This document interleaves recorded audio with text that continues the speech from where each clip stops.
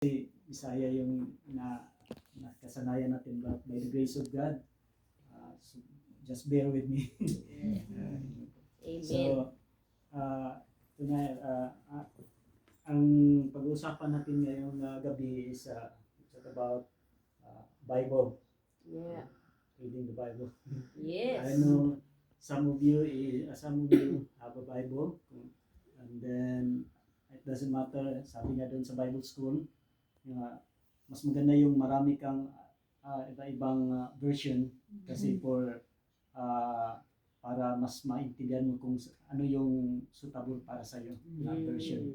Sa akin, pareho man kami ni Pastor Robin na King James. King James ito. Dalawa na. Pag nasa pulpit ako, King James yung ginagamit ko ito for 15 years. Ito yung ginagamit ko sa behind the pulpit. Pero marami din akong mga ibang version for study purposes, mas maintindihan naman kasi ito parallel to King James at yung Bisaya. Dalawa to sa loob, mas madaling maintindihan. Yes. Sana all. Sana meron kami 13 years. Okay, so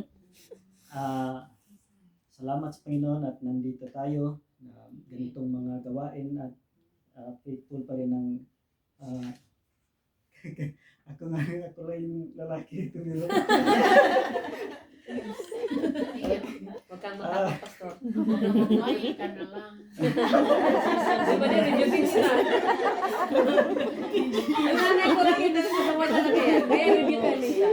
Sorry. Biniwayan, wag! Ngayon lang, magpapagbabae pa. Huwag kang ganyan. Yun na, nag-enjoy talaga ako pag naririnig ko yung mga testimony ninyo this week, ano yung ginawa ng Panginoon sa inyo. At yun nagpapatunay na mayroon talagang Diyos na nag-work out sa buhay natin. So this evening, maliit lang to, benefits of reading our Bible. Okay. Siguro, mayroon tayong quiet time in a day. Siguro most of us, tinatawag ng quiet time. For the start, 5 minutes or 10 minutes, it depends on you. My first time nag-read Bible is during my Bible school. And then there was one time nag-attend ako ng yung conference. May isang pastor doon na he's been a pastor for 45 years. And he told us, sino bang nakatapos dito ng 23 times nabasa ang Bible? Siya pala, ika-24 na niya nabasa. And then, hindi siya nag-stop kasi kahit ilang beses mo babasahin yung verse, mayroon pa rin mensahe na ipapaano ang Panginoon sa iyo. Yes. So, ganun din. For me, it's my third time. Unang beses natapos ko yung Bible for curiosity. Pangalawang beses natapos ko from Genesis to Revelation,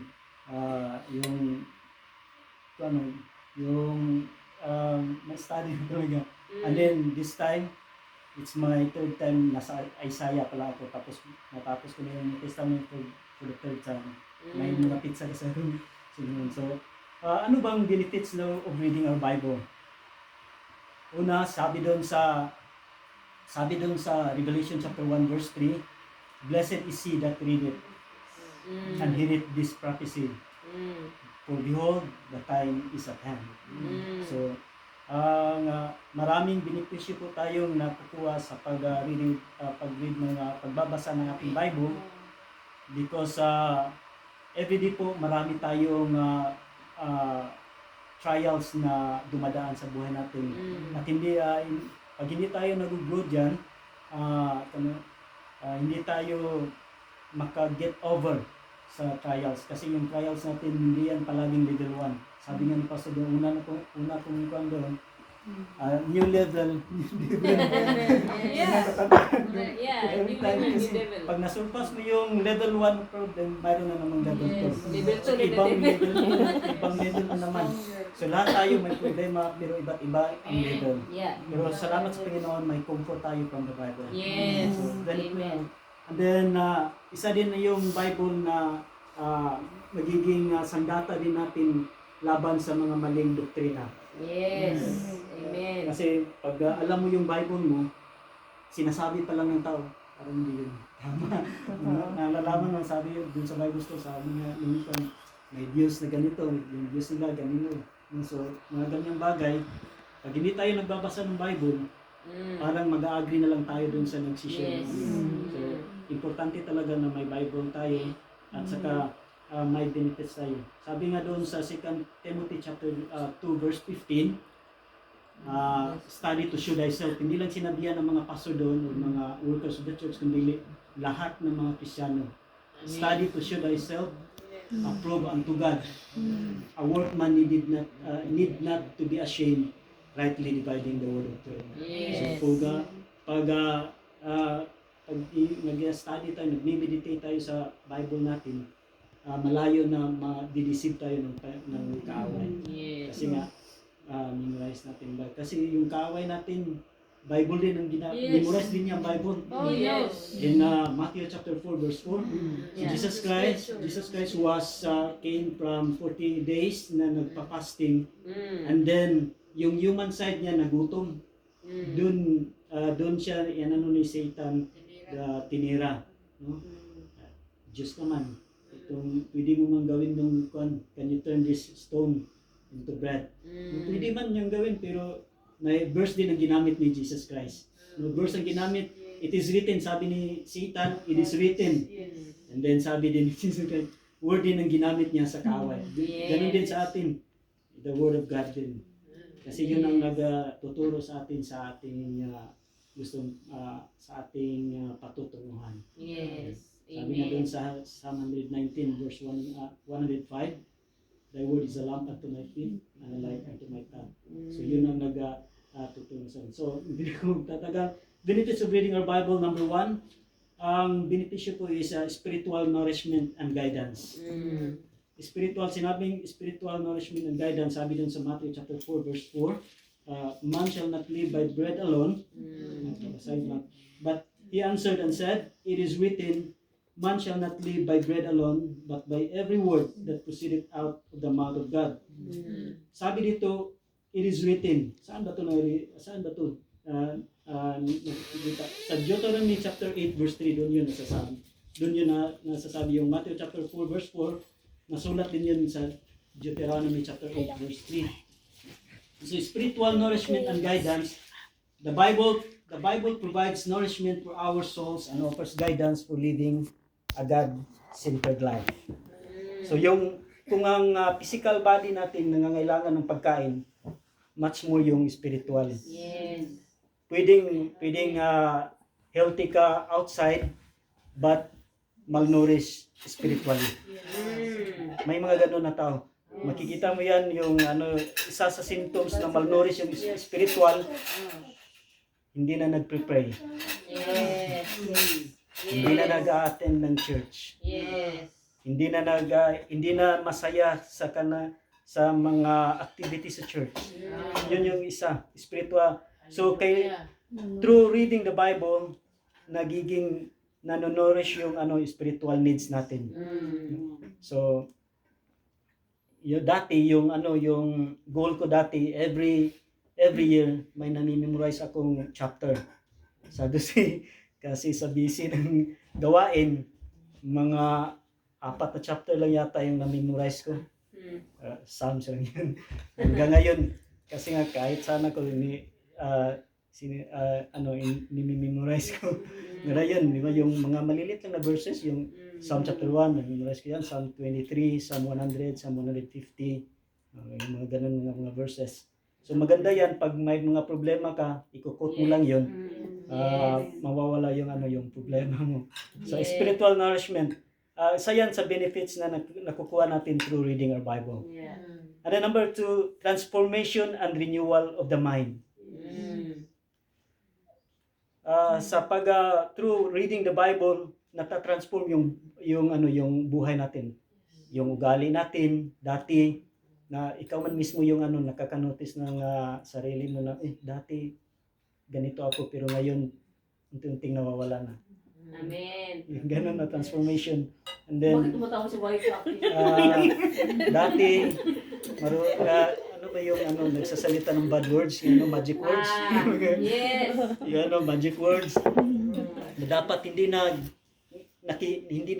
naririnig sa atin. Anong Tagalog ng Ano swear? ba yun? Yung Mura. Magmura. nagmumura. Yun Oo. pala, no? Nagmumura. Dapat hindi ang mura, mahal lang. Oh, yan. So, may transformation. Kasi nga, pag Kristiyano tayo, Amen. paano natin ma-justify yung 1 Yes. Corinthians chapter 5 verse 7? First or 2 Corinthians chapter 5 verse. New creation? Yes. Yeah. If any man be in Christ, he is a new creature. All Amen. things are behold, all things are passed away, behold, all things are become new. Yes. So, hindi man pwede na ganito na talaga ako. Kasi nga katulad ko, yung temperament ko, melancholy. Oh. Yung lunar ba? Bilang ko kasi. Melancholy yung gusto kong pwedeng mabuhay ako lang isa. Oy. Yung gano'n, Binago yung pa rin yung gusto. binago na ako noon yun. Binigyan ka Noon. ng kasama. Kaya nga, Gusto lang yung pastor. Kaya nga wala nga sa isip ko na maging pastor ako. Oh. Pero yun, ginamit pa rin ako ng Panginoon. Yes. Kasi pag nakita niyo yung outward appearance ko noon, hindi talaga ako pwede sa pulpit. Mahaba yung buhok ko dati. Nagtatrabaho pa ako sa engineering department hanggang biwang yung buhok ko. Yun yung mga kliyente ko pag hinahanap ako doon sa office. Nandiyan ba yung designer niyo, yung long hair, Joey, yung ganun. Ritis pa dito, and then tapos yung mga yung lause ba? Yun yung buhay ko dati. Pero binago ng Panginoon. Amen. Through reading His Bible, maraming natatransform hindi lang sa way of we dress, the way we dress, Yes. the way we talk, Yes. and then the way we live. Amen. Manunotice man yun ng mga kasama mo, which is, ano ba yung religion mo? Ano ba yung yung mga ganun ba na, bakit ganito ka? Kasi hindi pa tayo nagsishare ng gospel sa kanila, kung nabubuhay tayo bilang isang tunay na Kristiyano, sila na mismo ang magtatanong sa atin. Yes. Sila nakikita nila si Kristo sa buhay natin. So may transformation and then renewal of mind. Dati yung pag-iisip natin, kailangan lang natin ng Diyos sa panahon na walang-wala tayo. Sa panahon na ganito. Pero dapat pala in everything, we should give thanks to the Lord. We should give thanks to the Lord. Kasi nga, hindi man masama yung magtrabaho. Pero yung focus mo nandun na, kahit yung time para sa Panginoon na yun yung masama. Yes. Parang idol na rin natin yun. Sabi nga doon sa Habakkuk chapter 1 verse 6, Haggai 1:6, tayo umiinom tayo ng tubig, pero palagi pa rin hindi tayo nasa-satisfied. Na kumakain tayo pero hindi pa rin tayo nabubusog. Na mayroon tayong damit pero hindi nagbibigay ng wang. Mayroon tayong sweldo pero yung sweldo natin nilalagay lang natin sa bag of holes. Parang nilalagay lang natin sa ating yung anong kulang. Yes. Ang kulang yung Panginoon. Sabi nga ng Panginoon in Matthew chapter 6 verse 33, seek ye first. Yes. Amen. Seek ye first the kingdom of God and His righteousness, and all these things shall be added unto you. But sometimes yung mga Kristiyano gusto nila pabaliktad yung pagbasa nito. Lord, ibigay mo muna to, saka kita isisik. Ganun ba? Kung yung tao, ano ba yung sigurista. Yan, yun yung term. Sigurista. Lord, bigay mo muna to. Saka kita isisik. Pero sabi ng Panginoon, seek ye first. At saka sabi, kung i-notice niyo yung verse doon, hindi sinabi niya, and I will give you. Hindi give ang word doon, hindi added. Bakit added? It's because alam niya na yung kailangan sa buhay. Alam niya na, ang gusto niya lang na maging faithful tayo sa Panginoon. Yes. Yung mga, and then, it's let us try to remember ang bibigay ng Panginoon is yung needs natin. Mayroon tayong wants pero nagdidepende yun sa faithfulness natin sa Panginoon.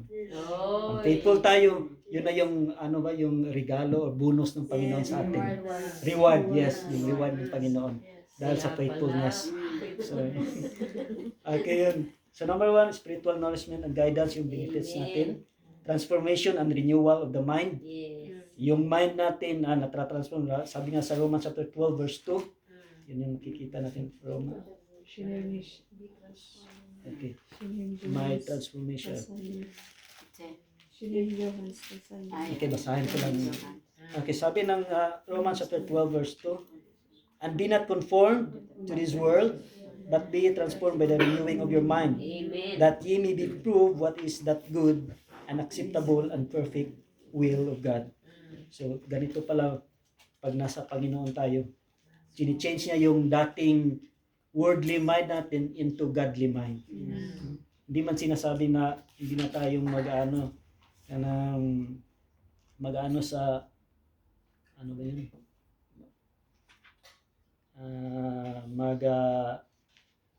Ano bang muapil ta sa kanang mga ginatawag kalihukan sa kalibutan. Worldly na. Yes, yung mga activities. Kasi yun yung way na ma-reach out natin yung mga ibang tao. Yes.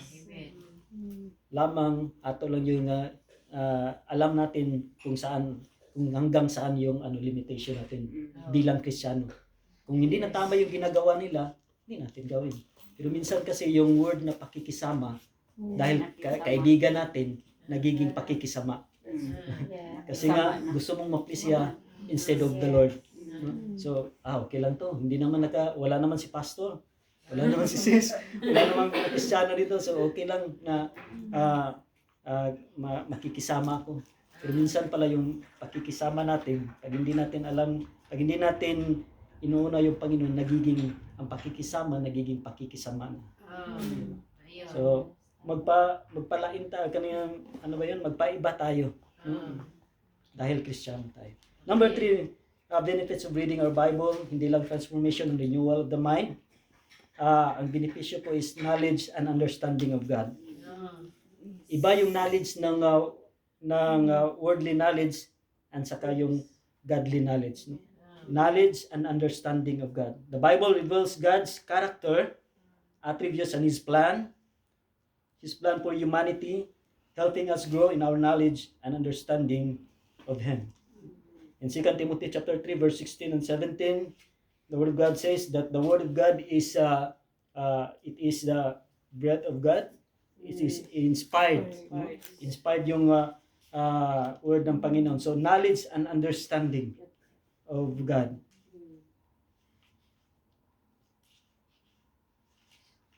Pag mayroon tayong understanding sa Panginoon, yun po ang nagbibigay sa atin ng kalakasan na more pa tayo na kumapit sa Panginoon. Pag may problema, pag may trials, iba-iba naman ang iba talaga yung advice ng worldly ng mundo at saka yung godly advice. Pag may problema tayo, sabi ng mundo o ng world, okay lang yan, inuman tayo, labas tayo, pasyal tayo, mawawala yung problema mo. Pero hindi nawawala, pero nagiging nagmumultiply pa yung problema mo. Pero sa Bible, iba yung advice about problems. James chapter 1 verse 2, when you come into diverse temptation, count it all joy when you come into diverse temptation. Pag mayroon para tayong mga problema, mga temptation sa buhay, count it all joy. Pero sa human as we are, maapektuhan talaga tayo sa problema. Pero sabi ng Panginoon, count it all joy. Because behind every trials, there is a problem. There is a blessing. Yes.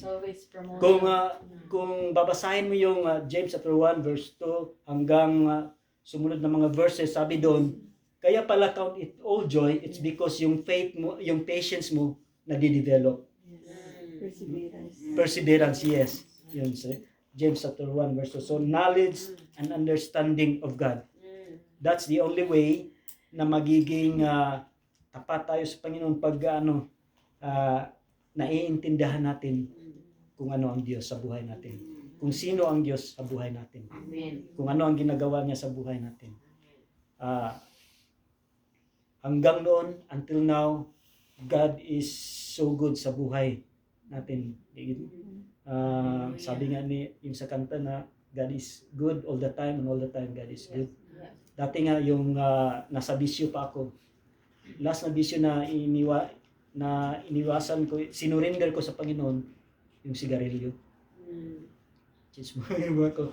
Malapit na akong namatay doon sa Agora, sa Cagayan de Oro. Kaya na ni Lilian pa sa mga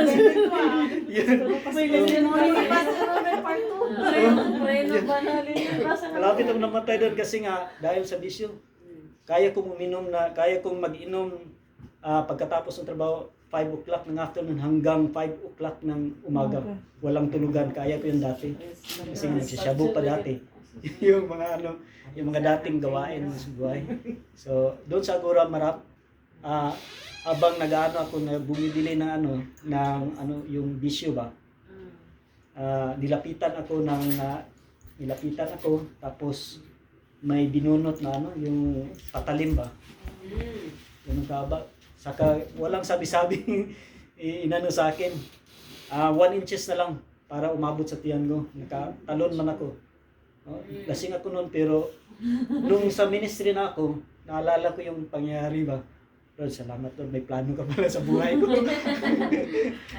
Ayan makukunik yun dun sa Romans chapter 8 verse 8, all things work together for good. Yes. To them that love God, to them who are the called according to His purpose. So lahat ng nangyayari sa buhay ng Kristiyano, sa mga anak niya, may purpose talaga ang Panginoon. Hindi lang natin alam ngayon. Minsan hindi natin naiintindihan yung plano ng Panginoon. Hindi natin naiintindihan yung plano ng Panginoon. May nakalaan ka lang. Yes. Minsan tayo ba? Hindi natin naiintindihan ano ba yung plano ng Panginoon. Pero wag na lang nating intindihin. Obey na lang tayo sa Panginoon. Yes. Katulad ni Joseph, kung isipin natin ang buhay niya, parang hindi ka nais-nais yung nangyari sa buhay niya. Ibininta siya ng Panginoon, ng mga kapatid. Yung mga kapatid niya na naging jealous sa kanya. Tapos bininta na nakarating siya sa Egypt. Tapos doon sa Egypt, nakapagtrabaho siya kay Potiphar. Tapos andun na naman na yung asawa ni Potiphar, na naman siya. Nakulong na naman si Joseph. Tapos pero ang Panginoon pa rin sa kanya, nag-promote pa rin sa kanya. So at the end, in Genesis chapter 50 verse 25 yata yun, sinabihan niya yung mga kapatid niya, you meant evil for me, but God meant it for good. Yes. So lahat pala ng mga nangyayari sa buhay natin, may ang Panginoon, may purpose. Wag na lang nating isipin kung hindi natin naintindihan, wag na lang isipin. Just obey the Lord. Yes. Yan lang. So mayroong knowledge yun and understanding and the benefits of reading our Bible. Number 4, encouragement and comfort. Totoo po yung encouragement. Isa sa benefits, one of the benefits of reading our Bible is to have encouragement and comfort. The Bible offers encouragement and comfort in times of challenge or difficulty. Lahat po tayo, sa sinabi ko po kanina, mayroon po tayong mga iba-ibang problema. Pero ano yung respond mo pag yung problem comes sa buhay mo? Iba-iba yung respond natin. Doon sa life ni Job, iba yung respond ng wife niya. Tingnan mo ang nangyari sa iyo, nagsiserve ka dyan sa Panginoon. Sabi niya, curse your God and die. At sabi ni Job, shall we give thanks sa mga bagay na para sa atin hindi maganda? Kaya sabi niya, ibig sabihin na we should thank the Lord for everything that happens in our lives. Kahit nga doon sa mga pag nagkasakit tayo, Salamat pa rin tayo sa Panginoon. Doon nagpre-pray tayo na hindi tayo magkasakit. Paano kung mayroon tayong ubo o yung mild lang na mga sakit? Thank you, Lord. Sabi, ito yung narinig ko sa pastor, magpapasalamat pa rin tayo. Bakit tayo magpapasalamat? Inubo na nga tayo. Hinilagnat na nga tayo. Papasalamat tayo kasi hindi pa tayo nakarating sa ospital. Paano pastor pag nakarating tayo sa ospital? Magpapasalamat pa rin tayo. Kasi hindi pa tayo nakarating sa morgue. Paano pastor pag nandun na kami sa morgue? Magpapasalamat pa rin tayo sa Panginoon. Kasi may promotion ka kasamang Panginoon. Mami, Ibig sabihin, joke lang, Ati's pero asking for the ang ibig WhatsApp sabihin is password. lahat ng bagay kailangan nating pasalamatan. Yes. Yun ang sabi sa verse, in everything give thanks. Ati's So hindi yan ibig sabihin na nandun ka sa maganda yung situation mo or hindi maganda yung situation mo. Lahat ng bagay kailangan nating pasalamatan ng Diyos. So encouragement, bakit may encouragement mo? Benefits of reading our Bible, because in the Bible, whenever you have problems, the Word of God will talk to you. Yes. Sabi niya sa Matthew chapter 11 verse 28, "Come unto me, all ye that labor and are heavy laden, and I will give you rest." Amen. Then the following verse 29, "For my yoke is easy." Yeah. Yung yoke pala, yung yoke sa Tagalog, yung ng baka, yung nilalagay doon. Yung ganon, tawag na ha? Ayun, pamatong. Pamatong. Di ba yung pag nag-aararo ka, may ilalagay doon? Yogo sa Bisaya, Yun. no? Yung yogo. Sinabi doon sa verse 29, "For my yoke is easy." Pag sabi nga ng one of the Bible scholar, pinalalim pa yung verse 29. Sabi niya, yung yogo pala dati, in the old times, ginagamit pala, dalawa pala yung yogo. Ang isa, ganun pala yun. Yung mga bagong, ano ba yun sa Tagalog natin? Yung Manso? mga, Bagong manso? yung mga baka na ititrain pa lang na trabaho. Yes. Ayan. Hindi pa naman manso bago Ayan. Dalawa pala yung yugo dati. Yung isa para doon sa mga sanay na magtrabaho. Tapos yung isa para sa hindi sanay. Para matrain sila. So yun pala ang sinasabi doon sa verse 29. "For my yoke is easy." Now, nagbibigay siya ng encouragement and comfort sa atin. Kasi sabi doon, ibig sabihin doon na dapat pala ipapartner natin ang Panginoon sa lahat ng buhay natin, no? Sa decision making natin, ipapartner natin ang Panginoon. Sa gawain natin, ipapartner natin ang Panginoon. Sabi ni Pastor kanina, don't go out in the house without praying. What is the first thing na ginagawa mo pag gising sa umaga? Hindi Facebook.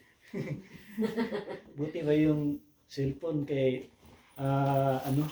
yung palaging chine-check yung message, pero yung message minsan so Nag-smile, Pastor.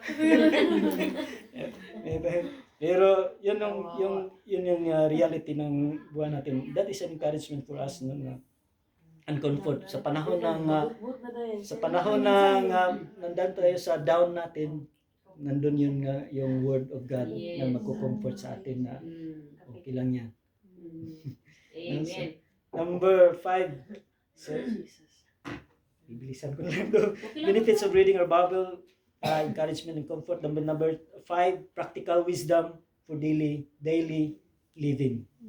Kailangan po natin ng wisdom. Kahit nga doon sa pagbabudget ng pera, kailangan din natin ng wisdom ng Panginoon. Kasi hindi mo na mamalayan yung pera na nasa kamay mo, madali lang yung maubos. Na-remember ko doon sa Cagayan, may nanalo ng 20 million sa loto. Naubos niya lang within 3 months. Wala siyang napundar. Grabe. Nung nung natanggap niya yung pera, halos araw-araw piyesta sa bahay nila. Yun ang ginawa niya, wala na siyang inisip. In just a span of 3 months, ubos yung 10 million. 20 yata o 20 million. I don't know. Paano niya inubos niya yun? Pero ganito talaga yun. No? Salamat tayo sa Panginoon kasi mayroon ng wisdom sa Panginoon na mayroong wisdom na galing sa Panginoon na kahit maliit yung naibigay sa atin, nababudget pa rin natin sa bahay. At saka wag natin kalimutan ang Panginoon. Kasi minsan pag umabot yung tira sa atin, ito para sa bills ko, ito para sa pagkain namin, para sa sa clothing, ito. Yung natira, itong para sa iyo, Lord. Nabalik na. Minsan, binibigyan natin ng Panginoon ng, yung tawag natin? Tira-tirang barya. Yes. Tira-tirang barya. Yung mga spare natin. Kani Lord, iin mo ni Lord. Doon sa Malakay chapter 3, may sinabi, doon sa Malakay chapter 1, may sinabi doon na pag yung governor, sinubukan mong bigyan ng mga, yun bang lumpo na ng mga animals, masisiyahan mo siya, how much more ang Panginoon. Pagbigyan na siya ng yung mga tira-tira. Leftover ba? Minsan, minsan nga, ang binibigay natin sa Panginoon, yung leftover ng time natin.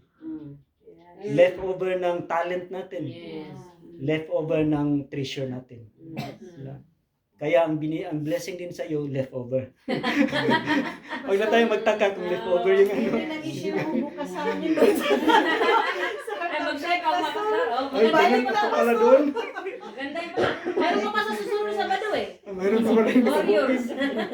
Grace of God. Kayo, kaya nasaan ang swak kayo? Dalawang kabato ka mga susunod eh. Kaya nga minsan, hindi na lang tayo magtataka bakit leftover. Bakit ganito lang natanggap natin. Kumustahin mo muna yung yung relasyon mo sa Panginoon. Yan ang God's principle eh. Sowing and reaping. Yes, yun ang principle. Yes. What you sow, you will reap. Kung ano yung tinanim mo, yun din ang aanihin mo. Oo. So, that is God. Hindi yan na-change na principle na yung sowing and reaping. Lord. Salamat. Encouragement and comfort, practical wisdom, yes, for daily living. Yes. Kahit sa work natin, kailangan natin yung Panginoon na kahit nga doon sa school, i-share ko lang yung dating during sa college time, graduate mo ako sa Capitol University.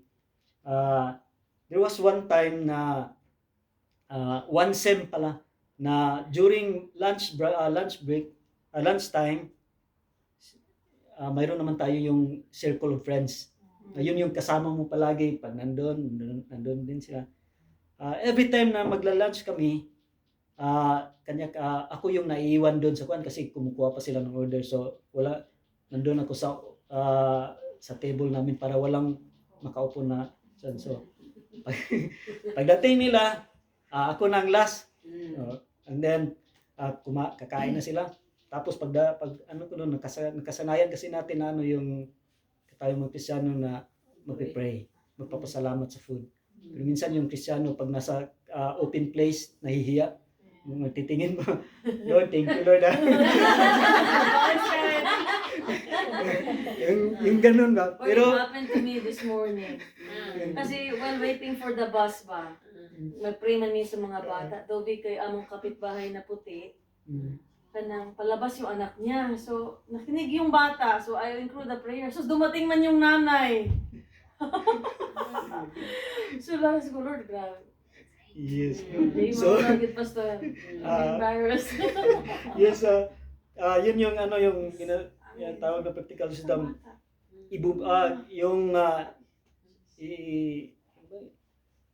Isang buhay mo lang yung pagiging Kristiyano, susunod na yung iba. Kasi ang nangyari doon during those semester, yun ang ginagawa ko, palagi akong huli. The following semester, ako na naman yung nagulat. Kasi nga nakakuha na sila ng pagkain, hinintay nila ako. Pray. Brad, pray na. That's good. So, mayroon talaga ng changes pag yung ginagamitin yung nabubuhay ka na Kristiyano talaga. Not by lips but by word yung nakikita sa buhay mo. So practical wisdom, isa lang yun. The Bible provides practical wisdom for navigating life's challenges and making godly decisions. So, lahat tayo, every time may mga plano tayo, konsulta natin ang Panginoon.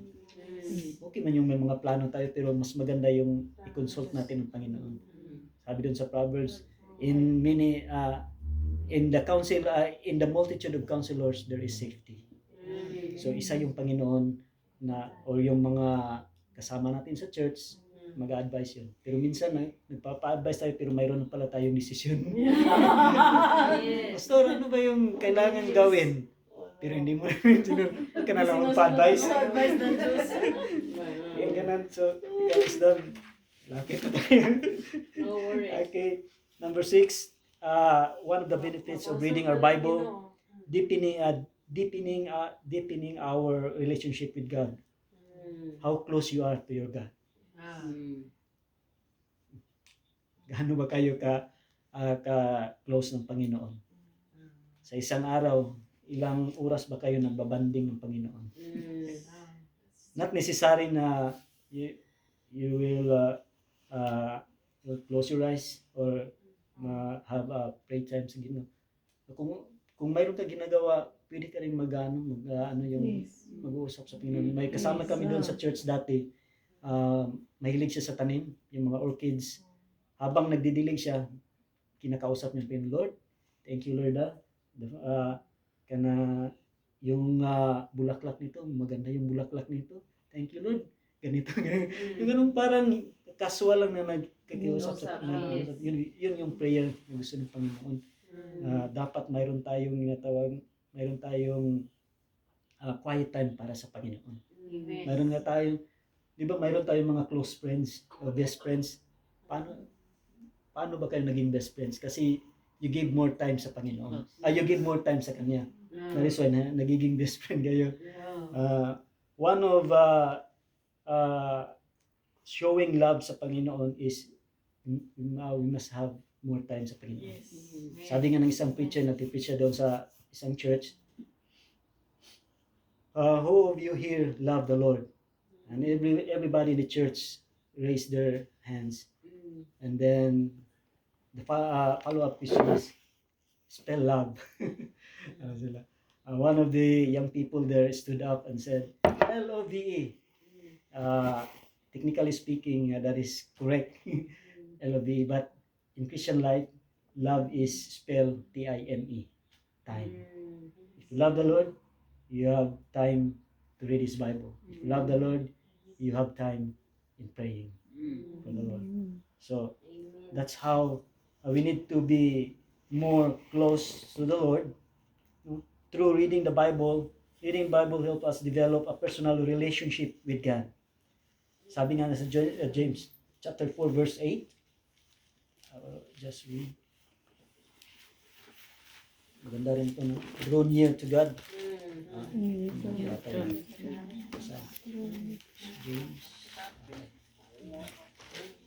James chapter 4 verse 8. Okay, the word of God says, okay, wala na yung James. Ito muna.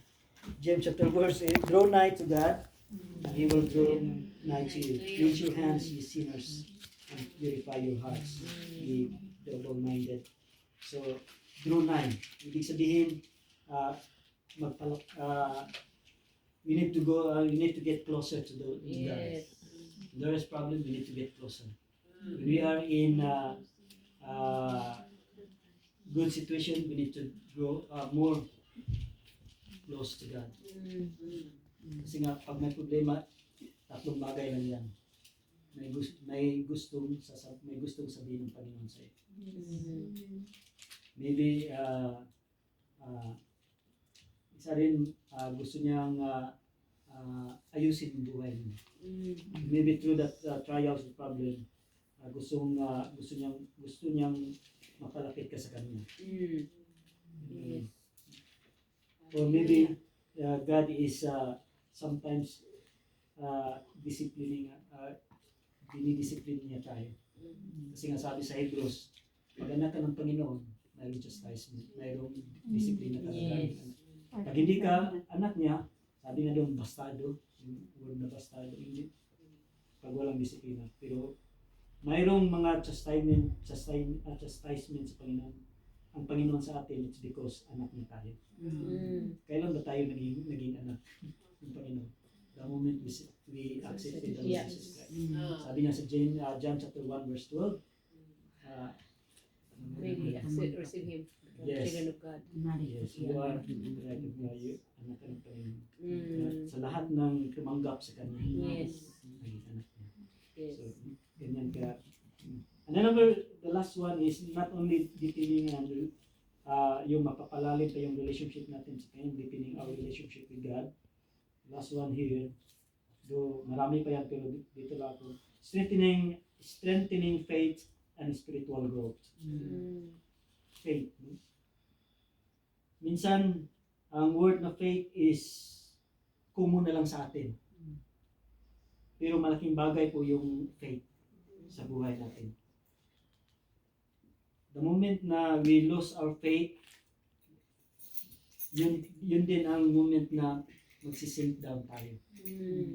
Yung mawala yung gana natin sa Panginoon. Gana yung craving natin sa Panginoon. So,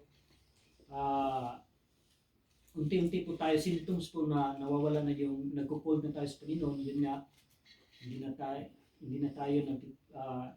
wala na yung prayer. Hindi mo na love yung prayer, hindi ka na nag-meditate sa Panginoon. Pero yun lang, ang kagandahan lang is, ang Panginoon, open arms na naghihintay pa rin sa atin. Katulad ni Jonah. Yung will ng Panginoon is to preach the gospel in Nineveh. But, natakot si Jonah kasi ang sinabi doon, wicked people ang nandoon sa Nineveh. Sino lang pupunta doon? Mga salbahe yung mga tao doon. Pero yun ang will ng Panginoon. Ang ginawa niya, he go down. In that verse alone, 3 down ang makita. He go down to Joppa. Joppa is where parang pier ba yung ng mga barko. Doon yung mga so he went down to Joppa. Pagdating ng Joppa, he buy the ticket and then he went down to the boat. Natulog. And then the last one, kasi nga hindi pa siya nag-ano sa Panginoon. He went down deep. Ano siya ng yung nagpubal ng Panginoon ng isda. And that the moment na in his deepest moment, na-recognize niya yung goodness ng Panginoon. Nandun na siya sa loob ng isda. Lord, yung goodness, in Jonah chapter 3, sinabi niya, Lord, how good. Naisip niya yung gaano ka bait ang Panginoon, gaano ka powerful ang Panginoon. Minsan ganoon tayo. Kung nandun na tayo sa pinaka, saka pa natin naiisip na, Lord, Bait ka pala. Abang Lord. Kaya Lord. Strengthening faith and spiritual. Kailangan natin mag-isip, kailangan natin mag-grow. Kailangan natin mag-grow as a Christian. Kasi nga gusto ng Panginoon, kahit nga kayo, yung mga anak nyo, hindi nyo gustong forever silang maliit. Gusto nyo mag-grow yung mga bata. Kahit ng Panginoon, yung bata pa lang tayo sa Christianity, bago pa lang tayo sa pagiging Christian, ang tinitid sa atin yung milk. Pero yung habang tumatagal tayo sa Kristiyano, yung mga hindi na milk, yung tinitid sa atin, yung mga matitigas na, totoo ba yun? Hebrews chapter 5, basahin natin last verse. Hebrews chapter 5, dapat ganito tayo, nag-grow tayo. Kasi yun yung plano ng Panginoon sa lahat ng buhay. Hebrews chapter 5, verses 12 to 14. For when, Hebrews chapter 5, verse 12 to 14. For when, for the time ye ought to be teachers, ye have need that one teach you again, which be the first principles of the oracles of God, and are become such as have need of milk, and not of strong meat. Bakit? Kasi hindi nag-grow. Milk na lang siya ng milk. Gusto nung pa yun, number 13, for everyone that uses milk is unskillful in the word of righteousness, for he is a babe. Number 14, but strong meat belongeth to them that are of full age, even those who by reason of use have their senses exercised to discern both good and evil. So gusto, dito pa lang, gusto ng Panginoon hindi tayo vain, hindi mag-grow tayo. Kasi nga sa Christian mayroong term nila dwarf Christian. Bakit sila dwarf Christian? Kasi nga hindi nagmamature. Bonsai. Yes, bonsai. Yung sinasabi ni nanay, bonsai. Ano ba yung signs of bonsai, yung hindi nag-grow? Madaling na-offend. Tayo mga Kristiyano, tayo man ang may alam sa Word of God, dapat tayo mas may wide ang understanding natin sa iba. Bakit kasi ganyan? Minsan iniisip lang natin yung sarili natin, nasakitan jud ko. Ana po nasakitan jud ko. Unsa man ko siya wala di mo siya hindi mo siya iniisip na baka may problema siya kaya siya nagkagano. Yes, wide understanding. And then we need to pray for them. The Bible says this in the world says need to fight back sa imong enemy. But the Bible says you need to pray for your enemy. If he is hungry, if he is hungry, you need to feed him. Ayaw butangig hilo. Pwede sa. Pampalipong Even gina-curse na ka, those who curse against you, you need to pray for them. Bless them. Yes, the Bible is opposite to the world. We need to love your enemy. That's one commandment of the Lord na lisod, but we need to practice. Lisod okay. Mabito ng that is why it is called enemy. even bisag wala pag bisaya lang ko gamay. Even bisag wala pag alin yung nakita ang dagway, kuan na ka kanang bisag anino pa lang murag masuko na ka ba. Ganang nitabo sa kong papa, dugay siya yan yung nangyari sa papa ko. Mayroon siyang dati sa church namin, mayroon siyang hatred doon ba sa isang. So lumipas yung mga panahon, mayroon pa rin siyang hatred kahit naririnig niya yung pangalan. Ano na yung iba na yung kumukulo yung dugo. Yung tao na nahihit siya, masaya man ang buwan niya. Siya lang hindi siya nag-get over. So we need to even Christ on the cross of Calvary, sabi niya, forgive them for they do not know what they do.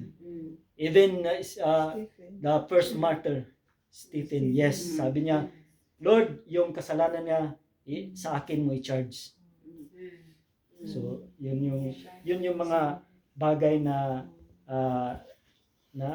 makikita sa atin kung nag-grow tayo. So yun yung isa sa mga benefits when we read our Bible, strengthening faith and spiritual growth. And most of all, pag nag-grow yung spiritual natin, nagpa-follow na yung lahat ng aspect sa buhay natin. Yes. Pag inuna mo yung Panginoon, susunod na yung mga blessing. So siguro na-experience yun naman siguro by faith. Kahit nga ako doon sa Mindanao, wala kaming tinatawag. Marami nagsasabi doon na, ilan ba yung sweldo mo dyan? Pastor, no, by faith. By faith talaga. Kung ano mayroon, thank you Lord. Yun lang ako doon sa bundok. Mahiyaman akong pumunta doon sa tatay ko, yung sa mga kapatid ko, na maghingi. Kumain sa Panginoon, tinawag niya ako. Siya magbigay sa akin. Yan lang. Sa awa ng Panginoon, hindi naman ako ginutom. Sabi nga doon sa Psalm 27, sabi ni David, I've been young, and then now he's old, but he did not see, wala pa siyang nakitang Kristiyano na biging bread. Kasi nga, nagpo-provide ang Panginoon, we have faith. So, yan yung nakukuha natin pag nag-read tayo ng Bible. Siguro marami pang iba na mga benefits na nakukuha natin through reading our Bible. Amen. Sabi nga doon, may quote lang kung last lang. A part-time Christian cannot defeat a full-time devil. Again, Pastor, sorry? A part-time Christian cannot defeat a full-time devil. Yes. So part-time yung wala bang okay lang na simba, simba dili, okay lang. Pero dapat Pray dili full time ta. What does it means full time? We need to read the Bible, we need to pray, and then every time na we need to participate in the church. Yes. Because if we read the Bible, ang rapture, ang coming sa the Lord will come the most unexpected time. And then the neglected time is Sunday usahay, neglected siya nga time. Okay lang, marami namang Sunday in a year, there are 54 Sundays. Okay lang, absent ko isa. Pero lahat po ng ito ay recorded doon kasi may book of works doon. Yes. Lahat ng ginawa natin sa Panginoon nakalista doon. Yes. Book of life, mayroon doon Ayun, maraming recorded. books na i-open. Yes. Sabi doon sa doon. And then Amen. doon lang siguro. And then thank you for your time and Yes. na amis ako and Salamat, I'm blessed sa inyong lahat sa buhay. Hallelujah. Yes. Amen. Thank you, Lord. Salamat, We are blessed. Amen. Thank you, Lord. Salamat sa pastor. Salamat, Lord. Shall we stand, please?